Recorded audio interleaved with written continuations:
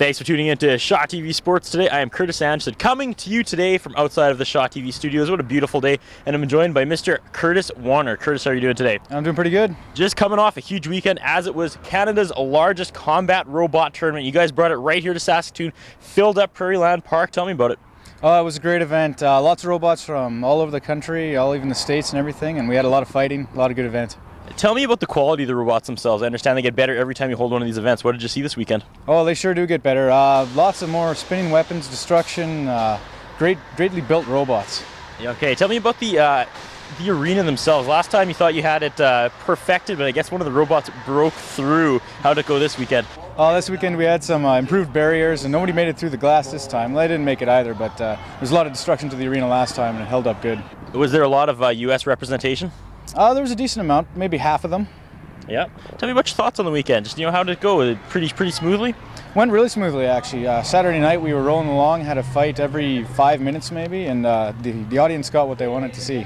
And the first time ever we were shown some hockey, bot hockey, I understand. Bot hockey, let me say that correctly. What exactly is bot hockey, Curtis? Bot hockey is a really easy way to get into robotics. It's just remote controlled cars, and they got shooters and just bashers, and there's no destruction in this one, so you don't have to rebuild your robots after each fight. Another thing we always talk about when we get together and talk about the wonderful sport of combat robots is that it's really popular among the females too. It kind of even playing field with the guys and the girls. There was a lot of female representation as well this weekend. This was actually. There was at least 3 drivers of robots that were females, and a couple full teams of them. Yeah. Yep. And that's kind of getting to be the norm? Yeah, there's more and more each time, I found. What's next for you guys? Well, we'll be waiting a couple months for our next event. We'll try and find a venue around the city and get all the small robots back again. Now, you yourself as a robot are a robot builder. Tell me what some of the bots you put together. Did you compete this weekend? I did. I did all right. Took a couple third place finishes. Actually, the roboteers from the States who've been doing the 1 and 3 pound classes for a long time, they went away with first and seconds in those classes. Tell me a bit about the process of building a robot. When you sit down and you say, "Okay, I'm going to build a champion," what are you looking for?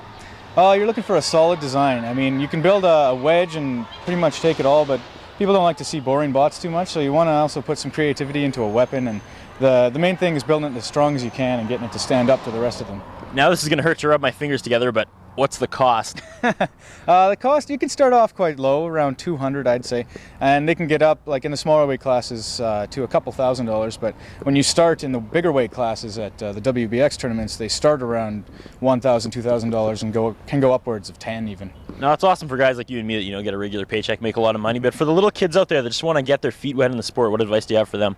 I would say start small and start easy. You can get some kits off of stores online and everything, and you can just put those together in a couple afternoons and go out and fight.